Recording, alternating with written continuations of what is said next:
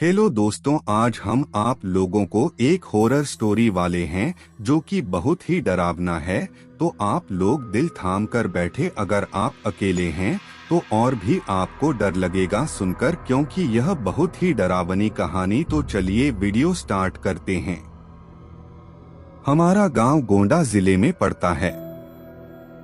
यह उस समय की बात है जब गांव में 18 से 19 साल की उम्र में सब लड़कों की शादी हो जाती थी। उनमें से एक मेरा मित्र रमाकांत भी है।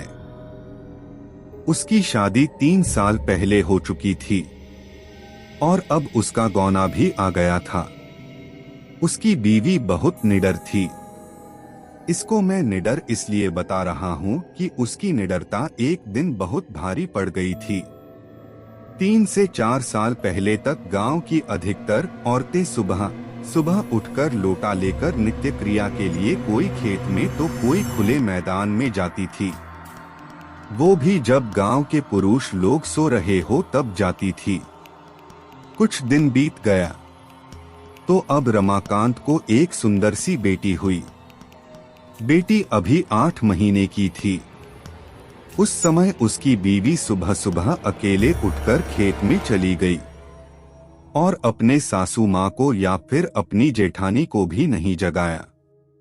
वह अकेले ही चली गई क्योंकि वह तो बहुत निडर थी।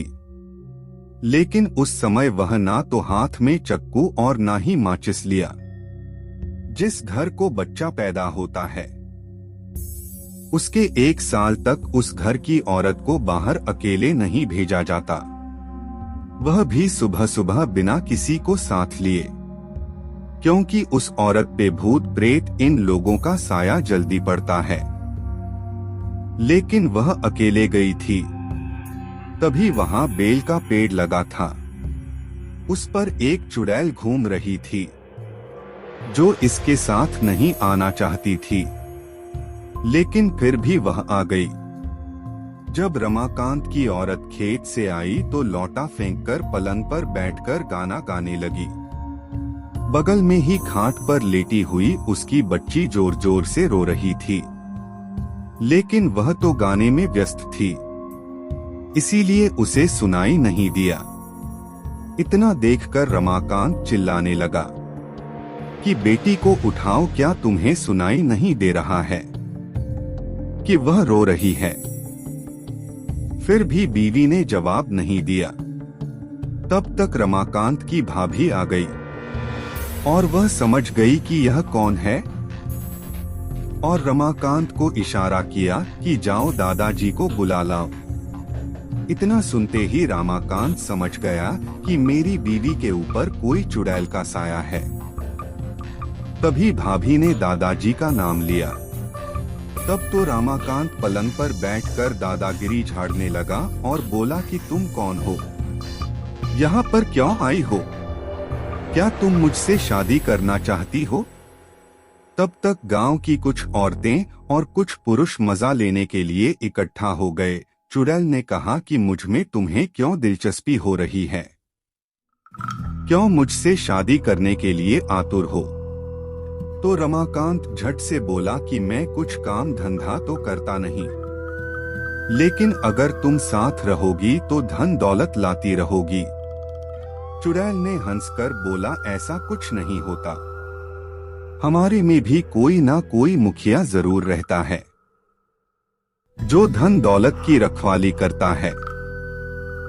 तुम चाहो तो हमारी दुनिया में चलो, तब मैं तुम्हें सब कुछ दूंगी, पर अभी नहीं क्योंकि तुम जीवित हो। रमाकांत समझ गया कि अब मेरे हाथ कुछ नहीं आने वाला है, तो उसने बोला कि ब्राह्मण परिवार में आते हुए तुम्हें डर नहीं लगा? और नीचे बैठे हुए सब लोग मजे लेते हंस रहे थे। तब तक दादाजी भी आ गए और बोला कि यहाँ से सब लोग हट जाओ और अपने अपने घर जाओ। इतने में रमाकांत की बीवी भी पलंग से नीचे उतरकर सिर पर पल्लू डाल दिया और चुड़ैल भी चली गई। तब रमाकांत मन ही मन बड़बड़ाने लगा कि इनको भी अभी आना था। अगर थोड़ी देर बाद आते तो क्या पता मैं भी मालामाल हो जाता। बेचारा रमाकांत बहुत दुखी हो गया। इसी तरह के आपको हॉरर स्टोरी है तो मेरे चैनल को सब्सक्राइब करके बेल आइकन को दबाना ना करें ताकि आपको हर वीडियो की नोटिफिकेशन पहले पहुंचे। अगर वीडियो आपको अच्छा